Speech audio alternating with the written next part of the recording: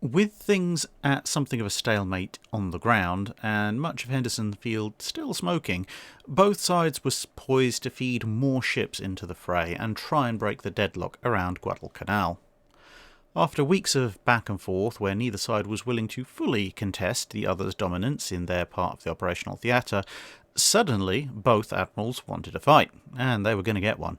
The Japanese command hierarchy was largely unchanged since the Battle of the Eastern Solomons, with Admiral Yamamoto directing Vice Admirals Kondo and Nagumo to take a good chunk of the surviving Japanese navy into battle, along with subordinate admirals such as Kurita and Abe, who either had or would feature heavily in a number of other engagements during the war.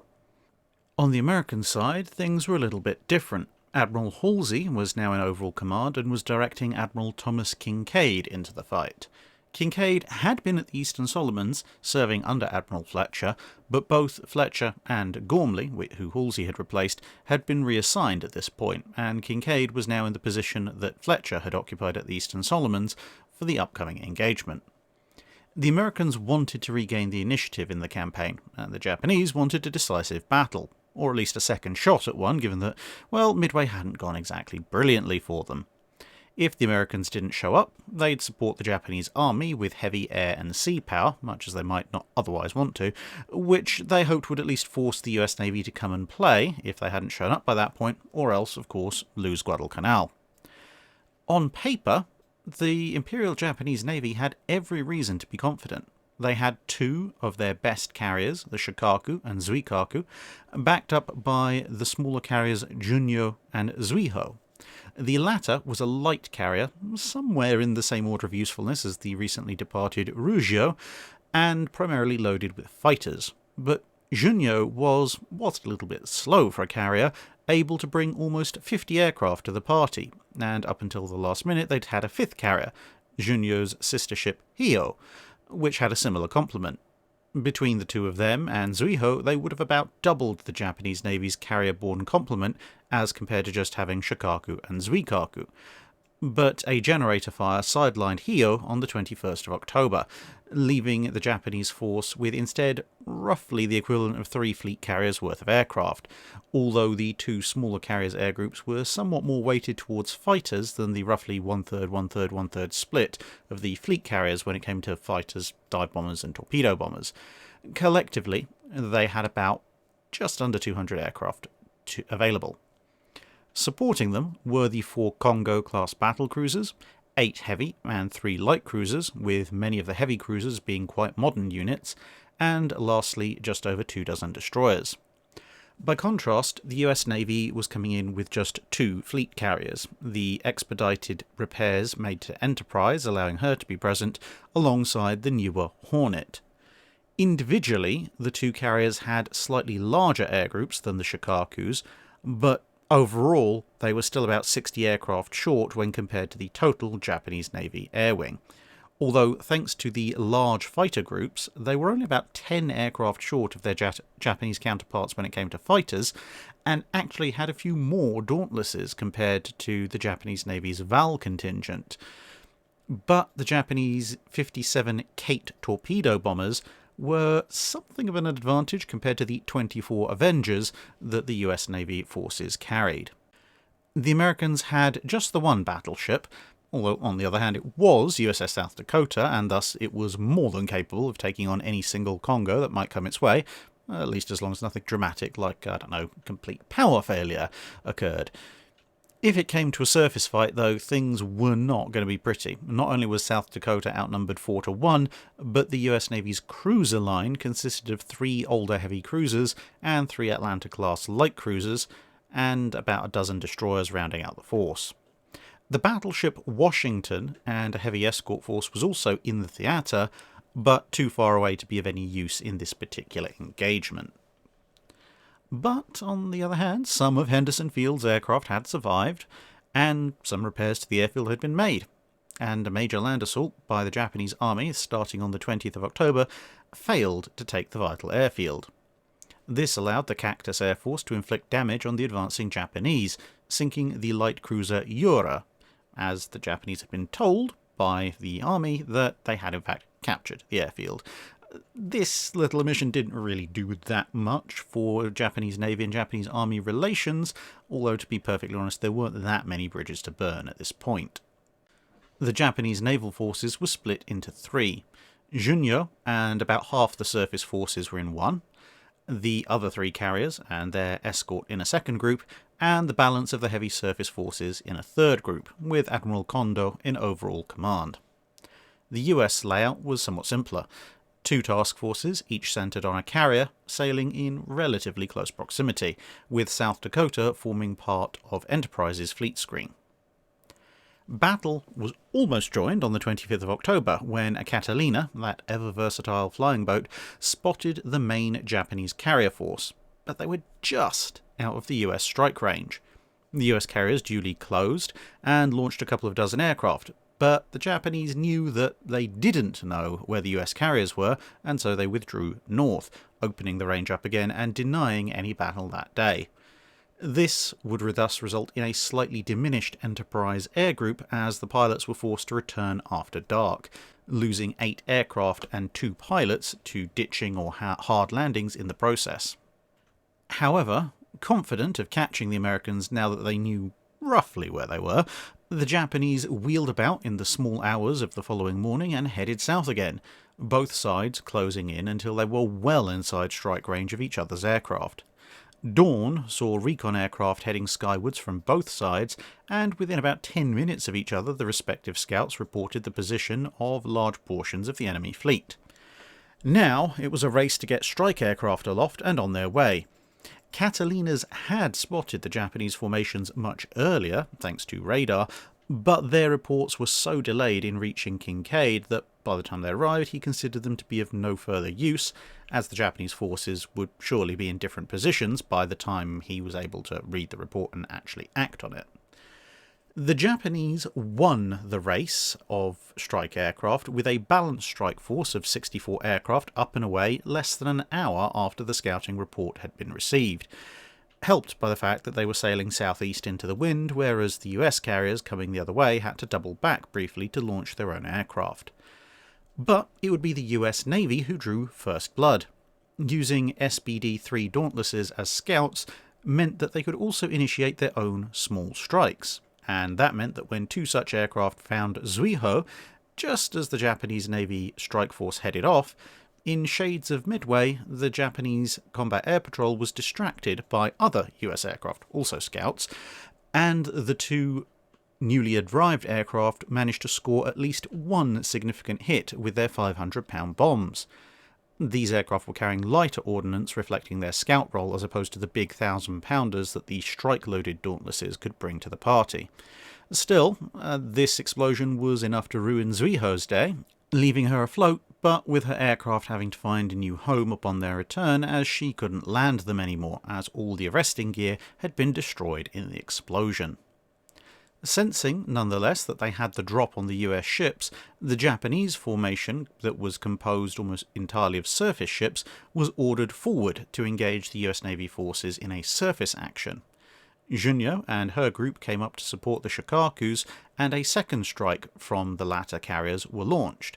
This was slightly smaller than the first, but it still meant that collectively well over 100 aircraft in 2 organised waves were heading the US Navy's way. As with Midway, the US Navy's own air operations were somewhat slower, although only by just over a quarter of an hour as compared to the rather more massive gulf that had occurred at the earlier battle. Still, this increase in speed did come at a cost. Aircraft were forming up into small groups of somewhere around 2 dozen before heading off on their own, with wildly varying numbers of torpedo and dive bombers in each group. The only real consistency was in fighters, as about 8 Wildcats made up the escort complement of each of the 3 small formations, the US Navy having not quite mastered the multi-deck strike that the Japanese Navy was capable of putting up. As time rolled on and began to approach about 8:45 in the morning, the various strike groups started passing each other, the heavily laden strike aircraft quietly hoping that the enemy escort fighters would think more about their own charges than the lumbering juicy targets that the strike aircraft were. For the most part, this held true, but one formation of Zeros from Zuiho went after the group that had been launched from Enterprise, swapping 4 Zeros for 3 Wildcats and 2 Avengers shot down, and another Wildcat and 2 Avengers forced to abort, leaving that particular group with a mere 3 Dauntlesses, 5 Avengers, and 4 Wildcats to press on. It did, however, remove the remaining 5 Zeros in that formation from the fight, as they were all either low on or out of ammunition. The Japanese got their attack in first. About 10 minutes after passing the US aircraft, they spotted Hornet, local weather patterns temporarily concealing Enterprise.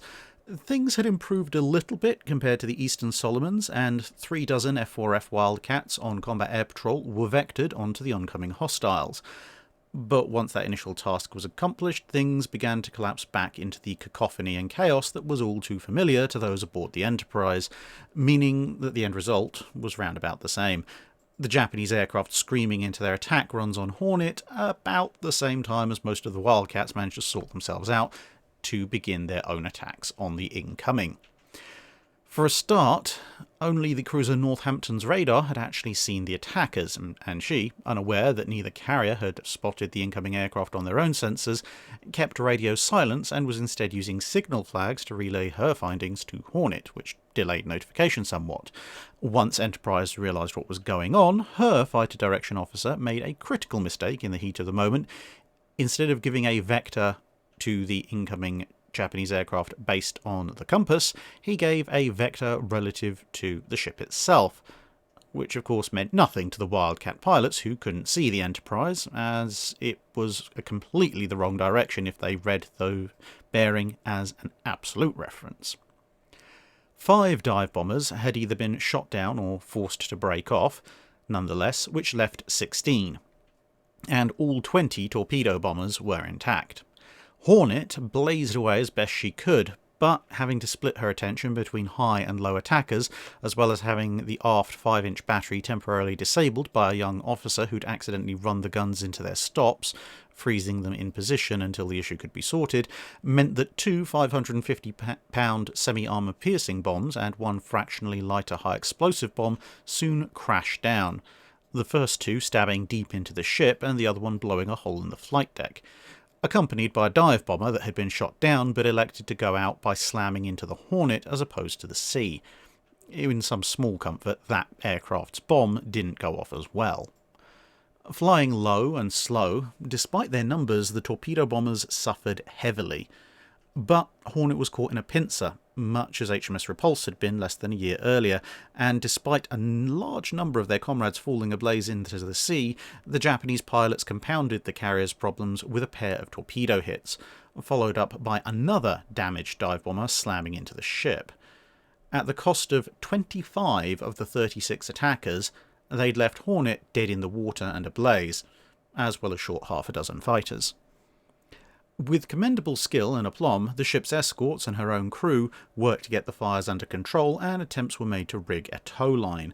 But the second Japanese wave was inbound, and Enterprise now had to deal with both carriers, combat air patrol and scout aircraft, which were all coming in with little fuel left in their tanks.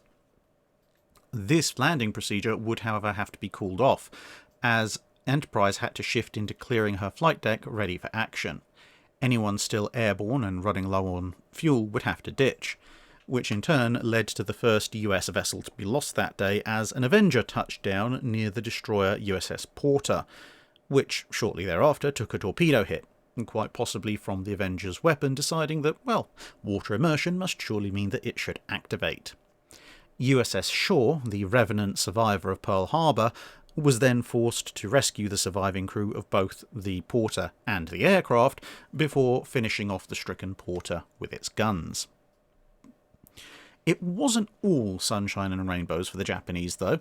Although the first US Navy strike force had decidedly mixed results, the Avengers in that group got lost and went after the cruiser Tone on their way back, missing, and the Wildcats got neatly peeled away by a single flight of Zeros, leaving the Dauntlesses wide open to another dozen Japanese fighters. But these aircraft somewhat botched their attack, and of course the Dauntless pilots started doing everything possible to make the Japanese pilots' lives as difficult as humanly imaginable. The Dauntless was not a fighter by any stretch of the imagination, but a good pilot could perform a decent set of evasive actions that would make him a difficult target.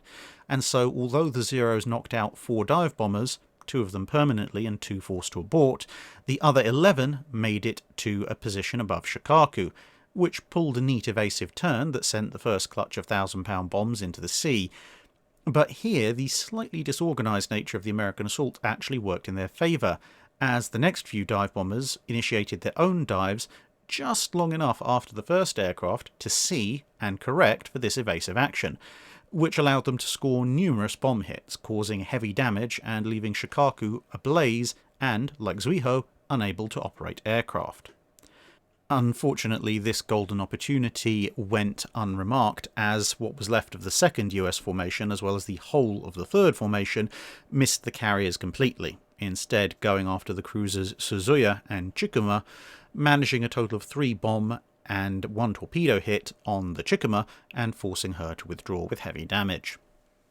Back at the US fleet, an outgoing Japanese aircraft from the first wave spotted Enterprise emerging from the rain squall that had concealed it, and told the second wave where to go find it.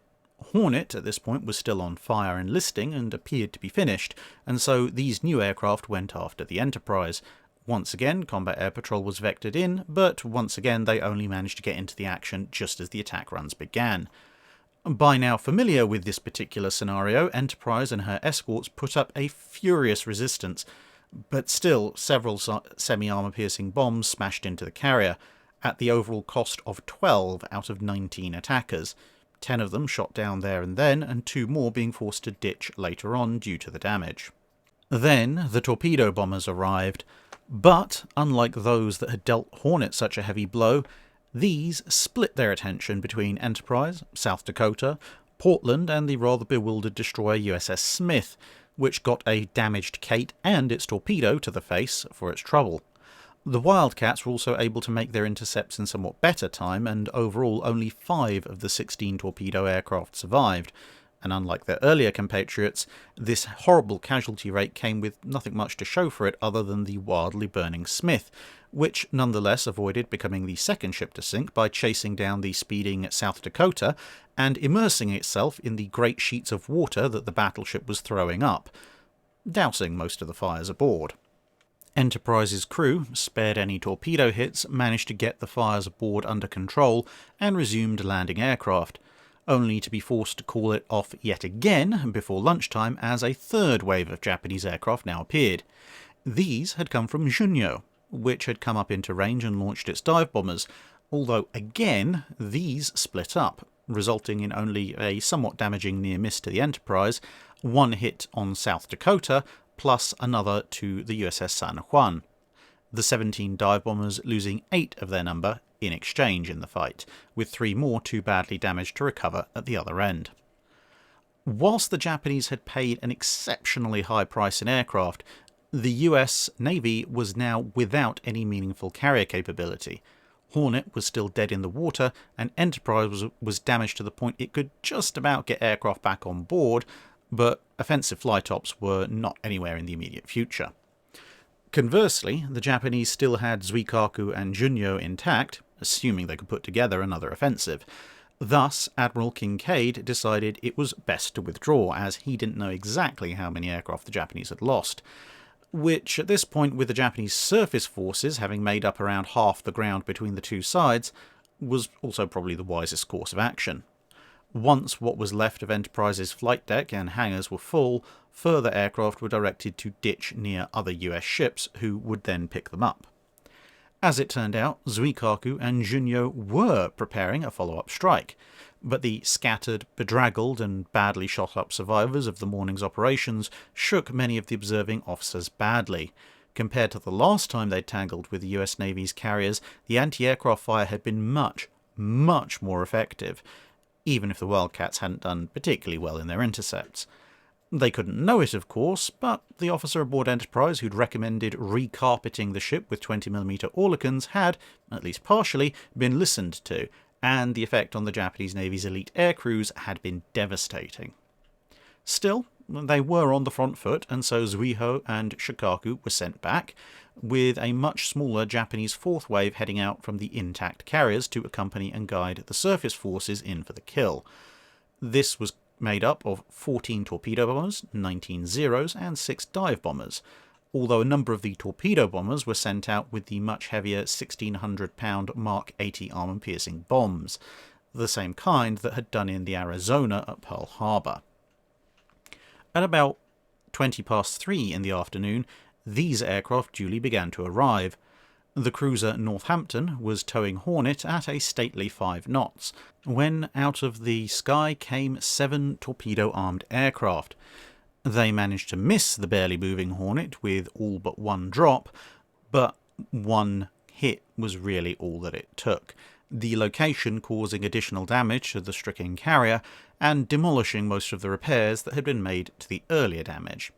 Now, without any power and taking on water fast, Hornet's crew were ordered to abandon ship, even as one of the 1,600-pound AP bombs came crashing down. A somewhat random 550-pound semi-armor piercing bomb would follow sometime later, mainly on general principle. Whilst sinking, there was still a small chance that Hornet might be towed out of the danger zone and then reboarded, but by now the Japanese Navy surface forces were getting closer, and the order was given to scuttle Hornet instead. But she proved remarkably hard to actually encourage to sink at any pace but her own. A number of torpedoes and several hundred 5-inch shells later, the 2 destroyers assigned to the job seemed none the closer to actually finishing it, and they were forced to hightail it out of the area. Shortly after 10 o'clock that night, the Japanese forces came across the still afloat and still ablaze Hornet, but concluding at this point that taking her as a prize wasn't particularly likely, they put 4 long lances into her, and Hornet finally sank just after 1:30 in the morning.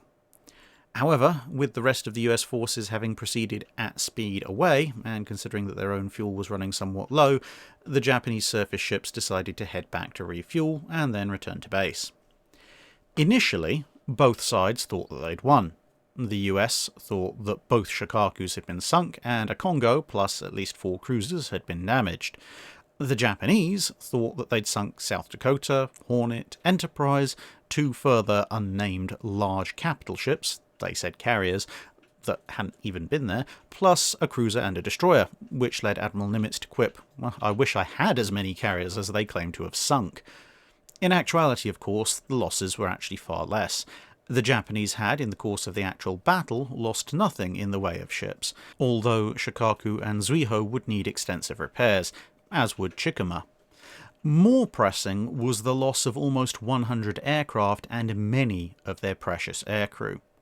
The US, by contrast, had lost Hornet and Porter, with damage in varying degrees to Enterprise, South Dakota, San Juan, Smith, and Mahan, the last being through being sideswiped by South Dakota during the retreat, as well as 81 aircraft, but a much lower ratio of aircrew lost, around 1/6 of Japanese aircrew losses. But they had, of course, also ceded the field to the enemy. This left the damaged Enterprise as the sole US carrier still afloat in the Pacific, as Saratoga was still in dock, whilst the Japanese still had Zuikaku and Junyo, could in theory get Hio back online soon if needed, and they had a couple more light carriers floating around somewhere, assuming of course that they could find some squadrons to fly from them. And despite the damage, CV-6's crew quite happily declared that, oh well, it's Enterprise versus Japan now, thus should be an approximately even fight. And the ship would stay in the Western Pacific for the next few weeks in varying stages of patchwork repairs until it was eventually relieved. The devastating losses to the aircrew, however, meant that the Japanese could not fully exploit their victory. With over half the pre-war air cadre now dead over the course of several battles, the surviving carriers were largely withdrawn, and the decision was made to finish off the Guadalcanal efforts the old-fashioned way, with surface capital ships. On the US side, they simply had no truly operational carriers left, regardless of aircraft availability, and so battleships were the only offensive tool left in the box. And so the stage was set for the next major battle of the campaign, as the Congo class led the Japanese efforts to complete their victory, and the USS South Dakota and Washington were assigned to stop them.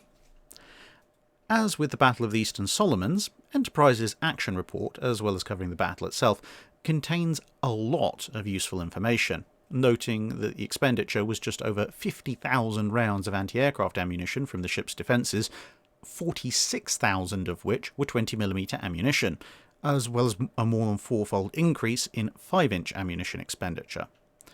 There are also a number of surprising observations about the state of some of her most advanced systems, and so some highlights follow. And believe me, these are highlights because the action report itself is even longer.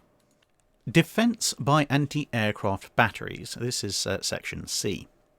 Item 1. Again, fire control radar did not pick up any target. At no time since its installation has it been useful. Previously submitted recommendations relative to its modification are again stressed. The precision requirements necessary to put this equipment on an aerial target apparently cannot be met in action. 2. Neither 5-inch director picked up targets, although the rangefinder in Sky Forward was able to do so. 3. Complete power failures occurred in groups 1 and 2 of the 5-inch guns. Partial power failure occurred in Group 3. There were frequent rammer failures and electrical misfires on all guns. 4. The apparently unwieldy director firing system, augmented by numerous casualties which greatly slow the rate of fire, has made the 5-inch battery the least useful of the anti-aircraft guns for all except high-altitude horizontal bombing attacks. In local control, difficulty is experienced in getting both trainer and pointer onto the same target.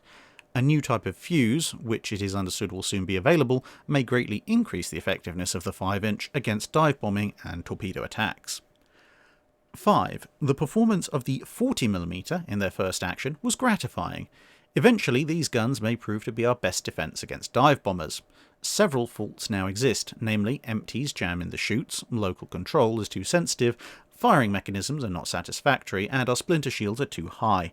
Separate reports on these deficiencies will be forwarded. 6. The 20mm, in spite of its short range, was extremely effective and accounted for most of the enemy planes shot down by this ship. It cannot always get the dive bombers before they release, but it can keep them high and reap a fearful toll of those who press home their attacks. One gets the feeling that it's the same officer writing the action report, and he is very happy about this last point. Some other highlights include the following under the category of Air Department.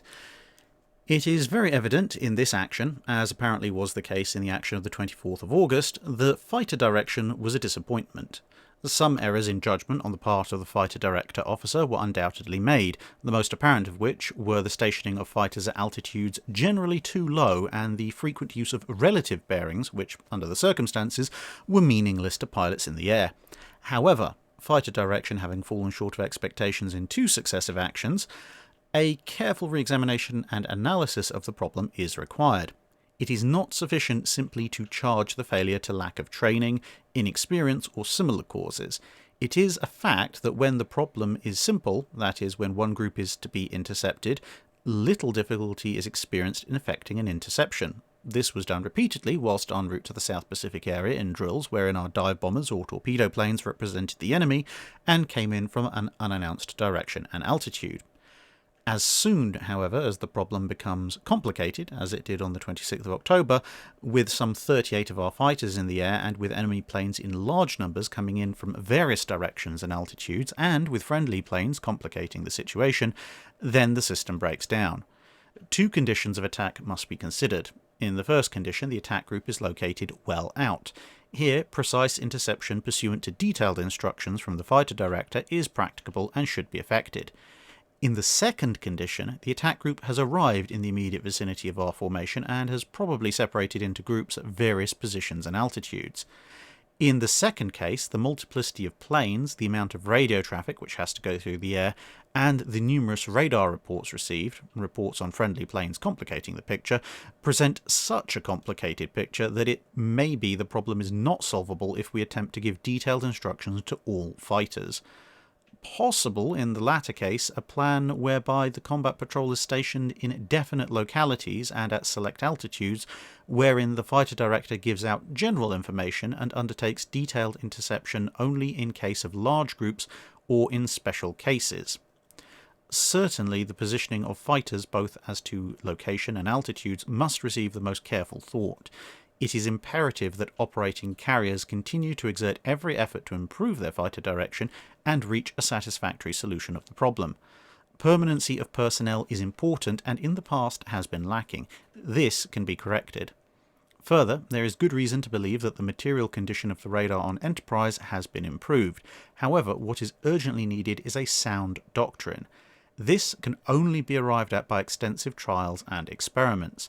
Therefore, it is a problem, the solution of which may well be undertaken concurrently by the carrier replacement groups, both as training for themselves and the fighter director officers, and in order to formulate doctrine. These trials, even though they start on a modest scale, must work up to full-scale exercises wherein a very large number of fighters is employed, and wherein a number of attack planes on the order of 2 or more carrier groups are brought in from various directions at various altitudes and in several groups. The duration of the attacks should be varied. Thus, there will be simulated a condition such as may be expected to be encountered in a large-scale engagement such as that of the Santa Cruz Islands. The remarks of the commanding officer VF-10 concerning the deficiencies of the electric propellers and the auxiliary wing tanks are strongly concurred with. In view of the fact that almost all fighter missions require the auxiliary tank, it is rather discouraging to have tanks which can only be used once, as apparently the specifications of this particular tank contemplate. Under such circumstances, it is almost impossible for the ship to be sure of having enough. Air groups should be thoroughly indoctrinated in night landing procedure. If possible, the pilots should be qualified on board, and in any event they should be carefully checked out ashore in night carrier landings by a qualified carrier signal officer.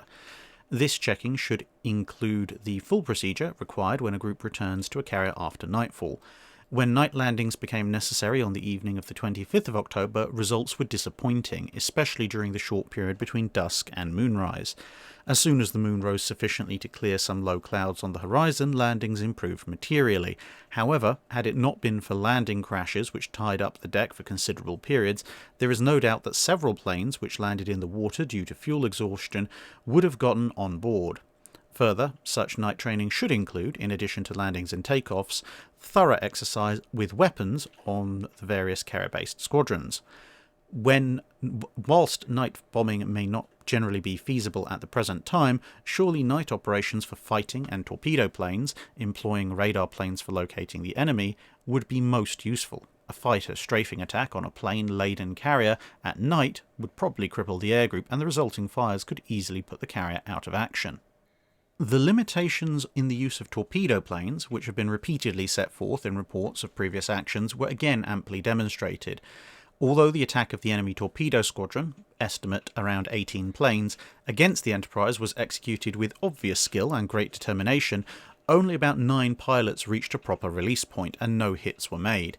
The harassing effect of the Japanese pilots of the extremely heavy and accurate fire of the combined task force and the manoeuvres of the ship in combing the wakes of the torpedoes launched were the prime factors in nullifying the attack. The results of the attacks of our own torpedo planes, whilst not nil, were disappointing. It has been proven time and again that the probability of success of a torpedo plane attack in good visibility against formation properly defended by fighters and anti-aircraft fire is small and out of all proportion to the losses in planes and men.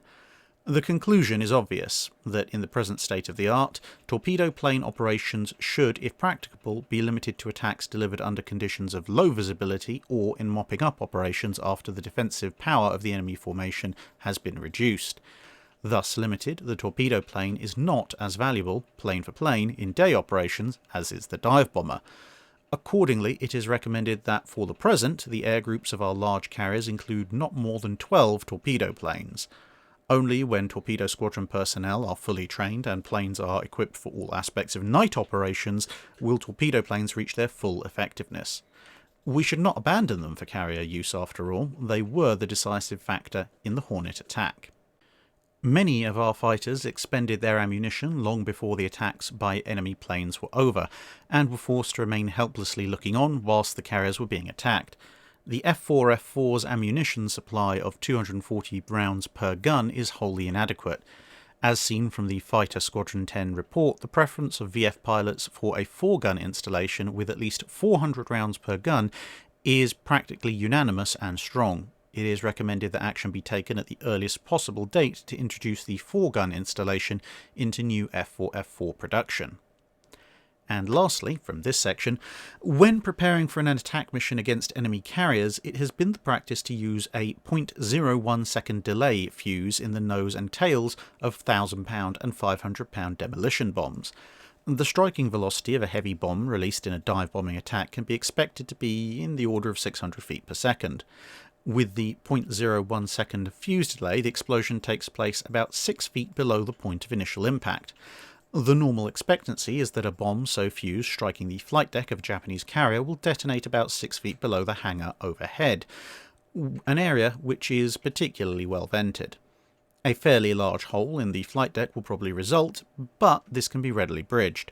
A close miss of a bomb so fused will detonate about 5 feet below the surface of the water, deep enough to smother the fragments, but not deep enough for a good mining effect. Thus, with our present policy of fusing bombs, there is little likelihood of one of our bombs reaching a really vital area in an enemy carrier, such as the fire rooms, engine rooms, magazines, or gasoline stowage areas.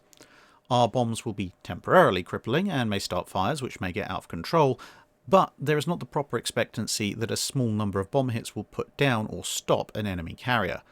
Considerable thought has been given to this subject, and it is recommended that the bombs of approximately the leading 20 to 30% of attacking dive bombers be equipped with instantaneous fuses for maximum effect against anti-aircraft guns, crews and planes on deck, and that the bombs of the remaining planes be equipped with fuses having a delay of 0.08 or 0.1 seconds in order to reach the vital areas of the ship in case of a direct hit, or to obtain a better mining effect in the case of a close miss. Under the section on gunnery, the following is recorded. The information obtained from the search radars was not sufficient to coach the FD radar on. It is strongly recommended that at every opportunity a group be tracked in without IFF and with fighter interception. In other words, as realistically as possible, for training of fire director radar operations. The fire director radar is almost useless for search and cannot pick up the target unless coached on by accurate and prompt information from the search radar. The fire director radar cannot pick up the present IFF, and that adds greatly to the problem. With friendly fighters and enemy attackers in the same ranges, the fire director radar cannot distinguish between the two. It is believed that with proper coordination between the search radars and the fire director, with practice, the 5-inch guns can open fire on planes before they can be seen, and long before they reach their dive points or bomb release points. It is believed that the 5-inch guns of screening vessels might best be employed in shooting at enemy planes that have not yet pushed over into their dives. Their problem in this respect is identical to our own. The fire of 5-inch at diving planes, other than a barrage fired by a ship being attacked, is ineffective. But it should be possible to hit them before they start their dives. All supporting ships should direct their 5-inch fire accordingly. The 5-inch guns should be equipped with a single-man control, either a Mark 51 director or a joystick similar to that of the 40mm for use against dive bombers. The 5-inch gun can hit, but it is most difficult to get the pointer and trainer on the same plane. This is important and must be done if we are to stop dive bombers before they release their bombs. Each 5-inch gun group should be equipped with its own auxiliary power supply, if only sufficient to provide rammer power. It is understood that small diesel-driven generators, which would be suitable, are available. In every action we have lost power on some of the 5-inch guns. The loss of power on the rammer slows the rate of fire to about half and will make the gun useless against horizontal bombers as the dead time becomes unpredictable. The gun cannot be rammed by hand at high elevation and must be depressed for each shot. This takes time and requires cutting out the firing circuit between shots, making the director almost useless. The 40mm shields must be cut down and the firing cams remade so that the guns can be depressed to fire horizontally during a turn. This job cannot wait and will be started by the ship's force. In addition to being too high, it's believed that the shields are too large. They should be brought in until the gun barrel protrudes over the shield. If the shield is cut down, the top row of ammunition will only be a few inches below the muzzle blast. There is ample room around the mount at present, and it's believed that decreasing the diameter of the shield will not interfere with the service of the guns, and it would save considerable weight. After a thorough investigation should be made of the ejection troughs, the shooting of our 40mm guns was interrupted several times at critical moments because of empties jammed in the tube. We are experimenting to find a remedy, but the work that can be done by the ship's force in this respect is limited. The joystick control of the 40mm mount is too sensitive. A leverage system on the present stick should be designed. At present, every time the pointer shifts his weight a little, or the ship heels over, the gun swings violently in some unwanted direction. The mechanical firing system of the 40mm is not satisfactory because it is too complicated to maintain and cutouts cannot be accurately set. It is considered that this can be greatly simplified and improved. The Mark 51 director and Mark 14 sights are excellent, but the mounting must be as rigid as possible and the location as clear of smoke as possible for maximum effectiveness. The initial velocity of the 20mm gun should be increased, and the weight and shape of the projectile should be changed to give it better ballistic qualities. An increase in the effective range of about 1,000 yards is essential, but it is going to be even more essential when the enemy realise that they can probably survive by pulling out at 3,000 or 4,000 feet, whereas at present it's almost suicide to come down to 1,500 feet. Increased depression of 20mm guns is urgently required in order that guns on the high side, when the ship is heeled over in an evasive action, can fire horizontally at attacking torpedo planes. It is considered that the installation of additional 20mm guns would be highly desirable. However, the weight and stability situation in this ship appears to have reached the point at which no further topside weights should be added without adequate compensation by the removal of corresponding weights. The remover of the armour belts is again recommended for consideration in this connection. It is strongly felt that additional automatic anti-aircraft guns would be of more value to the ship than the present armour belts. The removal of the upper portion of the conning tower down to the level of the main deck and the substitution of a small, lightly armoured electrical conduit trunk is also recommended for consideration as a weight removal item. So yes, this is quite clearly exactly the same officer, because having equipped enough 20mm Oerlikons aboard the Enterprise that the ship was at the risk of significant stability issues if he added more, he is now recommending that every additional spare weight up to and including the belt armour of the carrier be removed so that he can have even more 20mm guns. I really like this guy. And finally, I've picked out two observations from the general observations section. 1. The advantages of operating two carriers in close proximity, if the operations are in areas where air attack is to be expected, are numerous. One carrier alone, under such conditions, forced to conduct morning and evening searches, combat patrols, inner and possible intermediate air patrols, has nothing much left with which to strike, and if long continued is likely to suffer a considerable weakening of its air strength due to exhaustion of personnel and deterioration of material. If, of course, an air umbrella is furnished from other sources, and if it is reliable, then the picture changes. However, at present it is doubtful if such an umbrella exists in this area, and certainly a task force commander will be under considerable apprehension as to its reliability. Other advantages include availability of an additional carrier deck to receive planes from a damaged carrier, retention of one carrier's planes as a striking force ready for immediate launching, the institution of a duty system whereby in a normal cruising each carrier has days for upkeep and training of its group and other essential work. These and others have been discussed before, and it is not necessary to go into detail here. 2. When two carriers are operating together, each should have its own screen and supporting vessels, and should be organised as an independent task force or group. This applies to large carriers. The separation used in the operations now being discussed, about 5 miles, appears to be very satisfactory. The distance permitted each group to manoeuvre independently, whilst at the same time maintaining good visual contact for signalling and facilitated patrols. The precise separation when air attack is imminent is a question. The problem is how much separation will prevent sighting of both carriers if one is picked up. In the areas where we are now operating, 5 miles will not do, neither will 10. It must be a really wide separation in or the order of some 30 to 50 miles, and even this will not guarantee it. Therefore, unless conditions permit a separation in advance whereby the above can be achieved, it cannot be effected on short notice when attack is imminent. We must make our choice based on conditions present and likely to be encountered, weighing the advantages of close operation. such as ease of control and of communications, economy of effort in air patrols and surface protection against submarines, and against insurance against discovery resulting from relatively wide separation. Again, the air coverage of the area to be expected from sources other than carriers is a large factor. So you can see there some lessons from the previous engagement at the Eastern Solomons were still around. Others had been improved on somewhat, but there was still work to do. New ones were being identified, and some issues had indeed been fixed. The officer who desperately wanted every 20mm Orlacan on the planet aboard the Enterprise is of course to be highly recommended and commended, but it does show just what a learning curve the US Navy was still on.